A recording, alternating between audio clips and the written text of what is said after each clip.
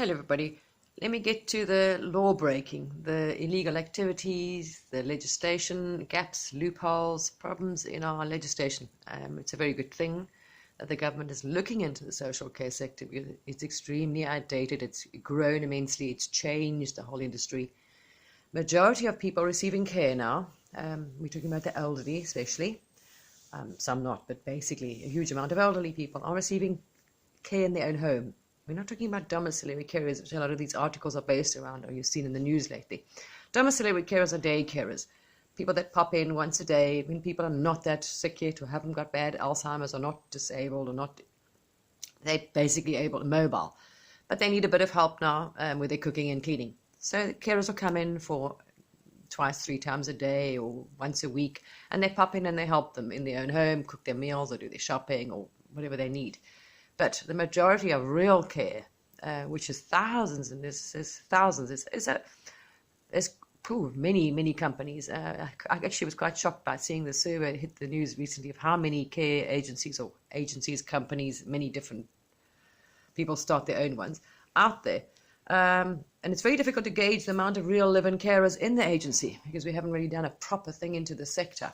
And because they're based in people's homes, and you've got small operators, one-man bands, illegal operators. But there are hundreds of thousands of carers working out there, giving care to people as live-in carers, living in their home, looking after them, whether it's terminally or dementia or Alzheimer's. That's how our care sector's changed. It originally started because of the lack of beds to way up the hospitals, respite care, and also we haven't got enough care homes, or they're too expensive, or they're too far away from home. People are married, they don't want to be separated, they don't want to. Most people, elderly, do not want to go in a care home. That's their home, they love their home, they don't want to be separated from their things, they want to stay at home and receive care. So live-in care is the most sought after, the biggest industry here. But because there was no legislation taped around it, we've made a lot of mistakes, a lot of loopholes, and this is what's happening. Now, as far as illegal activity and exploitation of blatantly flouting our laws goes, our government we definitely need to look into this. They're well aware of all the problems they're receiving and complaints they receive, about the labour sector. But how this is going about, to tell you why it's easy for you, even if you a child listening to this, go onto the internet and look up jobs for live-in carers. And just put in live-in care jobs, or doesn't matter. You'll pull up adverts on Indeed everywhere, all over Facebook, many platforms. There people advertise for carers. Go and have a look what they're offering. You will see people are offering, they'll say, between 6:30 and 7, or between, basically, if you're a new carer and it's not complex care, you're earning the bottom rate. You're not going to be. Or you'll see there's ones out there. They say carer, come cleaner. Yeah, it's unbelievable what's going on. But there's all kinds of adverts, but they will be a set rate. They will offer you an either daily rate, the set amount as well. Huge majority, I'd say, in the high 90s, are a set weekly rate. You don't get paid weekly, but they work. It's just how they offer it. They normally, if they're employed carers, are normally paid on a monthly basis, but it's worked out on a weekly rate. So please go and do yourself an exercise. Go onto the internet and look up job offers for live-in carers. You'll see 500, 550, 450, 6, whatever they're out there. This is what they're doing. They're paying on a set rate. But the problem is this job is not a 9-to-5 job or a care home. A care home has set hours, set shifts that people work. They work 8 or 10 hours, the normal working hour shifts. One shift on, one shift, and off they go. Live-in care requires a carer to live in the person's home 24 hours a day. They need you in their home, or you wouldn't be living there. They need, obviously, care with everything. They want someone in their home. You help them with their washing, laundry, house, feeding, changing, care, depending on, obviously, the person, depending on what they need and their circumstances. So the carer is required to be there 24/7, live in. There's a huge demand for it. They have to be there. And you're on call, basically, 24/7 in someone's home. So, of course, there are no set hours. And the amount of people receiving care are we talking about in the thousands, hundreds of thousands.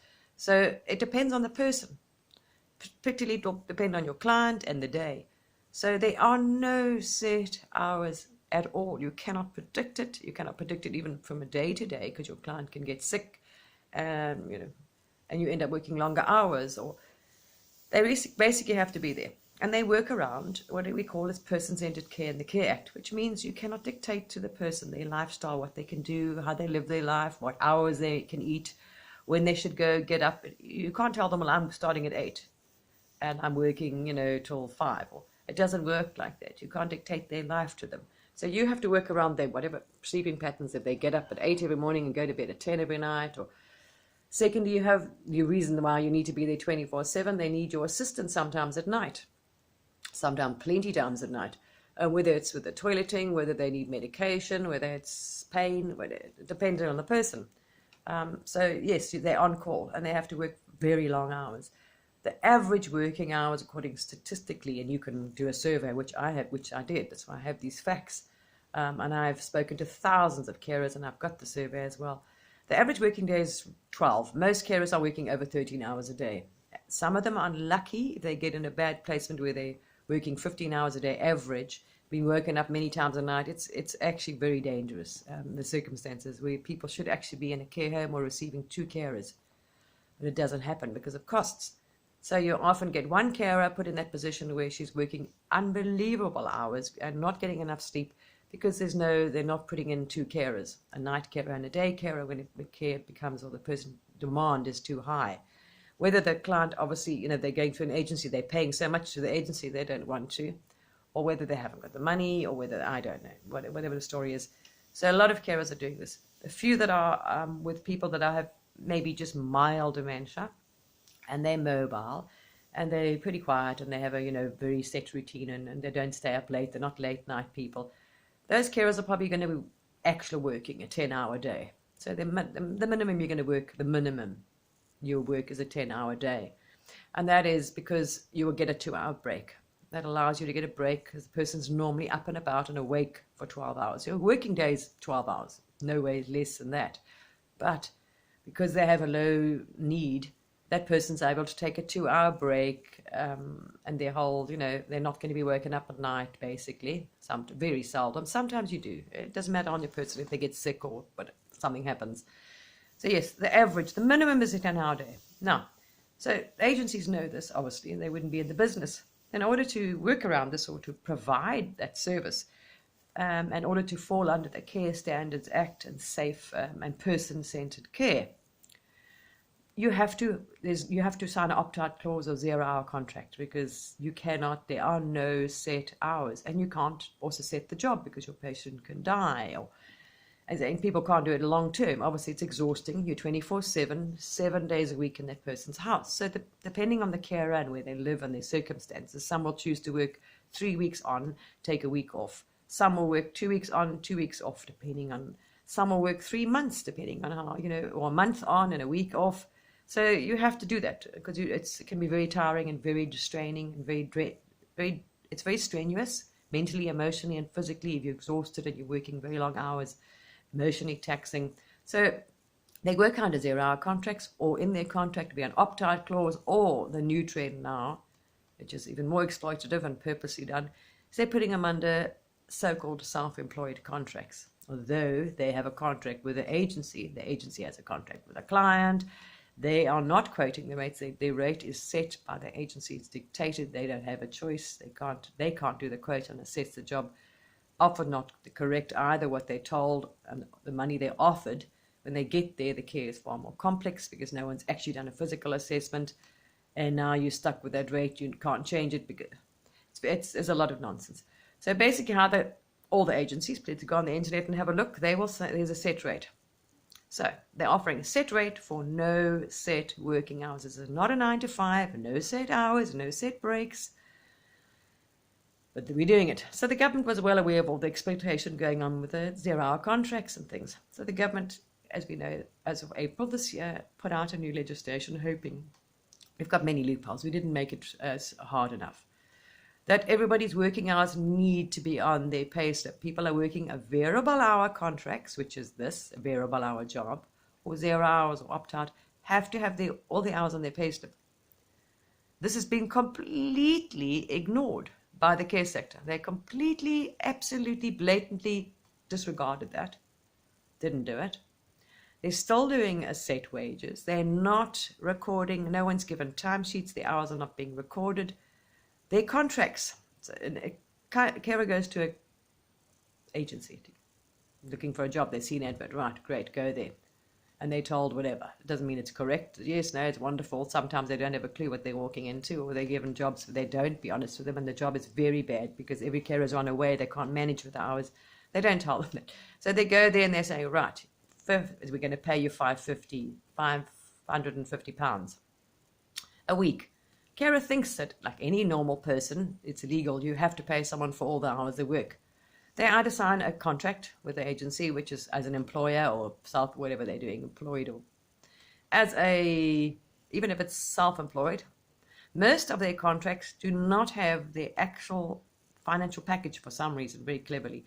So on the actual contract that they're signing, a so-called job employment or self-employed thing, the wages aren't put in there. So the actual rate they're offering you, whether it's $5.56 or anything, sometimes not even an hourly rate. Sometimes they are, because it's obviously, so legally it looks good. So they're offering you an hourly rate, but you will not be paid per hour. They do not run any form of timesheets. There are apps out there that agencies can get for free for businesses that actually will log all their care workers and GPS them so they know they're at the house, they know when they're working. Where the carer then should actually log in when she starts work or wakes up, to get the client ready and start breakfast and the whole day. And if she takes a break, she'll log out, log in, like any normal job. And then when she knocks off in the evening, she'll log out. And if she has to work at night and get called to help assist, she logs that time and whatever. It's not happening whatsoever, to my absolute amazement. Absolutely not happening. Still offering, all the jobs are still offering set rates. So when the carer gets her pay, and it doesn't tally up, they can't understand, well, why am I not being paid? But I worked 14 hours yesterday and 16 hours the day before. Or I'm working 12 hours, 11 hours, and I woke up, and they're not doing it. When they request it, because the contracts are written, obviously, we've got so many loopholes. So our companies are exploiting these loopholes incredibly. They're not even calculating the actual hours on some of them on minimum wage. So they're getting a 0-hour contract, as I said. Some will say in the contract, people don't understand what a 0-hour contract is, so they don't put the word 0-hour in. To hide that, they put opt-out clause, so people don't realize it's the same thing. Or what they have done is given them contracts which state that it's unmanned or unmanaged hours. So they've given contracts where it says your average day. We now think your average day is between 8 and 10 hours. Now we all know that's absolutely impossible, because you cannot deny the person care, and there's no way somebody is going to be awake or for that amount of time, no one sleeps all day, that many hours, your client. So they're well aware of this. So of course when the carers now sign these contracts and off they go, thinking they're going to be paid, and when they query it, no, but you signed it. The average working day is 8 or 10 hours. It doesn't matter if you're working 15 hours every single day, in some cases, completely ignored. They will only get that 500 or that 600 every week. It doesn't matter what hours they're working. Most agencies, if they do this unmanaged, or average hours, which they've put in their contract, some of them, majority are paying people on a 9-hour day, 8-hour, 10-hour day. This is what they're actually receiving. And if you want to work it out, calculate, go onto the internet, have a look at the ads. $5.50. Now, this is a 7-day week, a job every single day that they're working. It's not a set thing. It's a 7-day week, as I say, 12-hour day at least. And they know this. So say they're giving them the contract says that they're paying 10 hours or 8 hours. Please calculate it. They're earning, majority of carers are earning less than minimum wage, and I'm saying this why. Please, any idiot can do that. Take their average rate, which the average rate now on the adverts is $5.50. Let's say $5.50 for argument's sake. That is what most of them, huge majority of the carers, we're talking thousands of carers, are earning. Now, that's a week. So take the minimum wage rate is $8.21, which is now the current minimum wage rate, because 90% of these carers are over, most of them in their 50s, 60s. That is statistically factual, the actual live-in carers. So they're all over, they all fall under the minimum wage rate of $8.21. So you take $8.21 times that, say they're saying they're paying them for 10 hours a day, which most of them are doing. Take $8.21, times it by 10 hours, times it by 7. 630. So you know already immediately when you see all those ads out on the internet for carers for 550, for whatever it is, they're already earning lower than minimum wage. They know that. So of course when the carers question that, oh well, you signed the contract. Or if they report them, I've tried to get people, some people aren't aware that they can report. They go onto the government's website and they see, are you calculated to work out if you're earning less than minimum wage, which of course they know they are because they're on a 0-hour contract or opt-out clause. And they're not being asked for the hours. And if they do try and claim the hours and they say, well, I worked, oh, well, we don't know. You know your client was probably having a nap, or you probably weren't working, or they deny it. Because they're not even requesting, they're not even keeping track of records, they're not asking them. They purposely are not asking these carers at all, none of them, to record their working hours. Whether it's on a timesheet or whatever, nothing. They're running payrolls themselves. No one is submitting hours. The care workers are not submitting any hours to the agencies. They're giving them that flat rate. They run the payroll on that flat rate, orchestrate their own pay slips and their own payrolls. A lot of them, there's hardly anything on it. Some of them aren't even, as I say, look, they're not even working it on a minimum wage rate. They work it around to keep to that 550.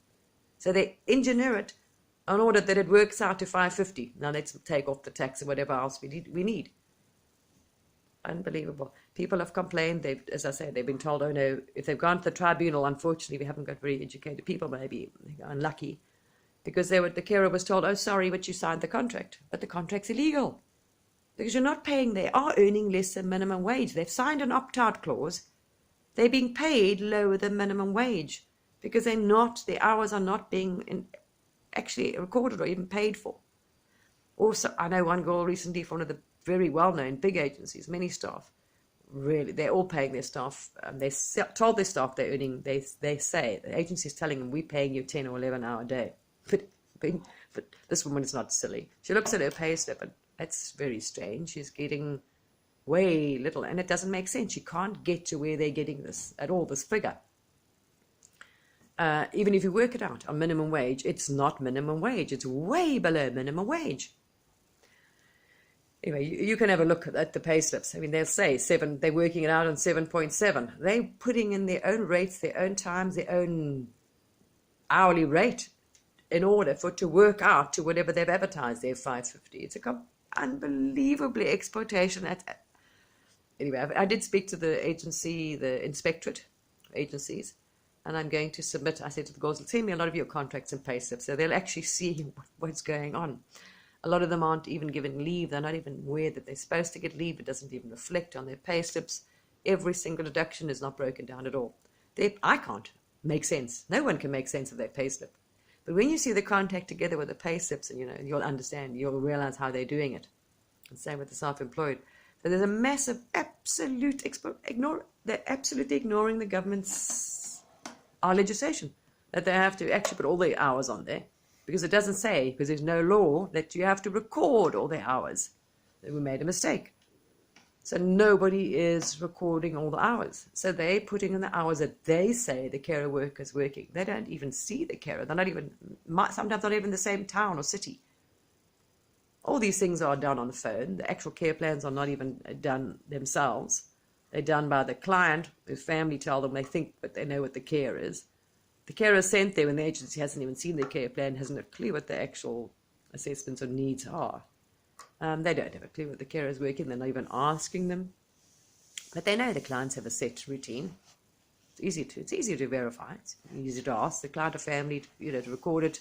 It's very easy in other modern technology for the carers to prove, or anyone to monitor your actual hours, to verify that you're working those hours.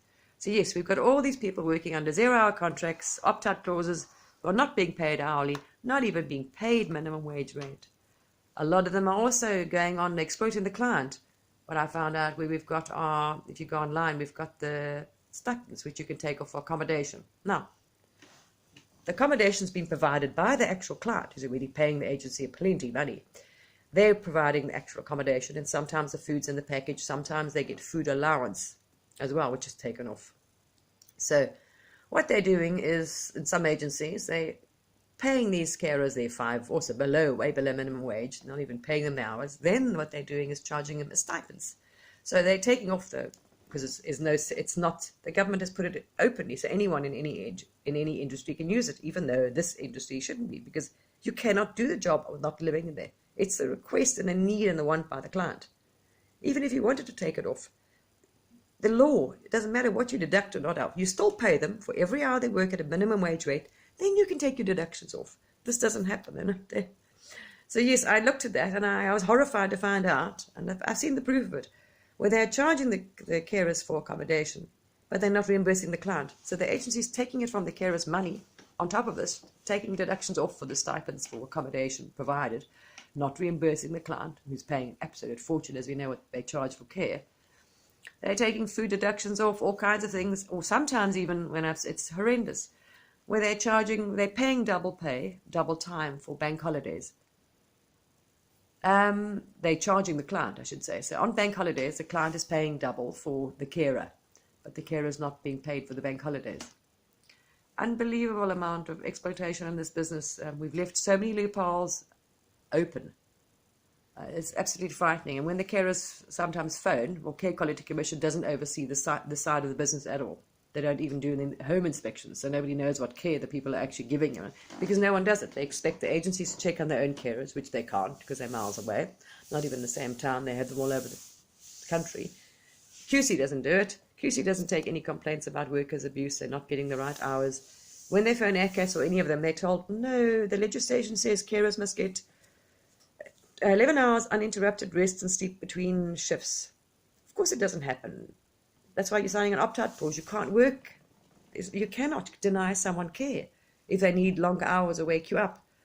So no, it's not supposed to happen. You're supposed to be getting 11 hours and 2-hour break. Of course it doesn't happen. It's on the books, but then you sign an opt-out clause or 0-hour contract or self-employed contracts because they know you cannot do that. Yes, we definitely have to relook at the legislation and close all these loopholes. If it's happening in the care sector, sure as hell's happening all over in many other sectors in our country, and where people actually, because it's a common, basic, fundamental human right, or it's morally right to pay someone for every hour they work. You can't pay someone for half a job or for half the time they work. Absolutely not. We know that. But this is happening on a mass scale because they're working their way around the loopholes. And of course, because you're on a 0-hour contract or opt-out or self-employed, if you complain you're not getting your wages, you will not get another client or job. They just lose their job. And where do they go? Another agency is doing exactly the same. They all do it. So it's an entrapment. Or we just have no care workers otherwise. So no, it's minimum wage rate for every hour you work. Law supposed to be happening. It's a minimum. It's a decent requirement of. That's all they're asking. No, and then you do take your deductions off. But actually, the client should be benefiting from it because he's providing the accommodation. They're really charging him an absolute arm and a leg, and these carers aren't even being paid minimum wage rates. Absolutely disgusting. I was horrified. Yes, I'm sending a lot of contracts up to the Inspector General and reporting to the so-called minimum wage. And when some girls have phoned is it a special department that oversees people, and they're supposed to investigate people not paying minimum wage. They were told, well, just try and get your company to pay you. Ask your company. If they don't, we'll investigate. This is not one carer. They have thousands of carers in their book. All the carers work under the same setup, the same things. It's very easy for them to go and have a look, go and inspect all these agencies, look at their contracts, all of their contracts, look at the actual wages, pay rate, and speak to the carers. You'll see it's dictated, false self-employed, and you'll see their pay slips don't even tally up. There's no record. So how are they? No one's asked the question, how are the agencies, where are they getting the time from to work out the pay slip? Oh, yeah. Quite absolutely horrifying that we have such a blatant disregard of law and in this country. I was horrified. I couldn't believe that. As my father was a policeman, I'm actually quite shocked that we have such illegal activities and exploitation going on blatantly, ignoring our laws and legislation of minimum wages and putting the hours in their timesheet. Absolutely shocking. Anyway, that's enough for today. Thank you, people.